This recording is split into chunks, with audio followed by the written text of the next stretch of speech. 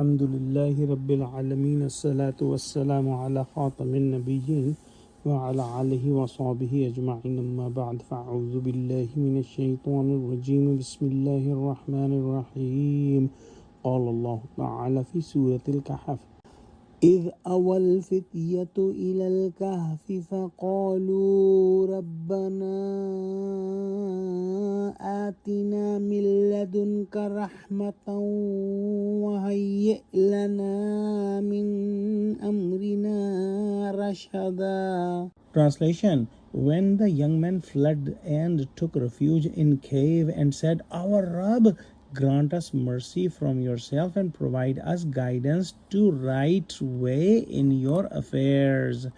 Here Allah subhanahu wa ta'ala is describing the story of the people of the cave. As we have studied, that Jews of Medina had prompted the Quraysh to ask Prophet Muhammad sallallahu alaihi wasallam about the people of cave and Raqim.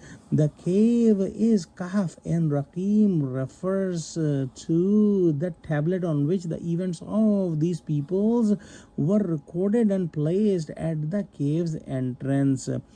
That is the reason they are called the people of the cave and also people of the tablet. Regarding them, there is differences among scholars. One view suggests that at the time of apparent mission of the Messiah, peace be upon him, in Palestine, there was nominally a Jewish king, but he was little more than a puppet, and in practice the entire region was part of the Roman Empire, and these rulers of Roman were idolaters, while the local inhabitants of Palestine were Jews and people of the book.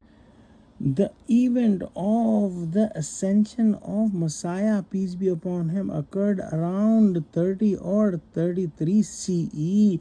In response to a Jewish revolt, the Roman general Titus attacked Jerusalem in 70 CE, destroying the city entirely, including the Temple of Solomon. Jews were massacred and survivors were exiled.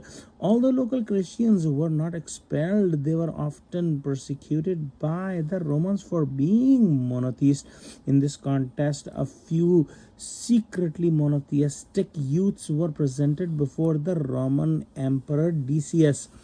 They were told to abandon their faith and adopt idolatry, or they would be executed.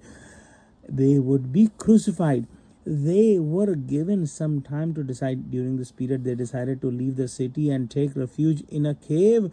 When they entered the cave, Allah subhanahu wa ta'ala put them into a deep sleep by His power, and they slept for about 300 years. Their condition will be described as we read further. The cave entrance faced north, so light entered indirectly, but direct sunlight did not enter. A series of such caves is found in the world, like near Ephesus in present-day Turkey, and similar caves exist in Ajanta, India as well. Later, a ruler named Constantine accepted Christianity, making the entire Roman Empire Christian. So the time had changed in all the time.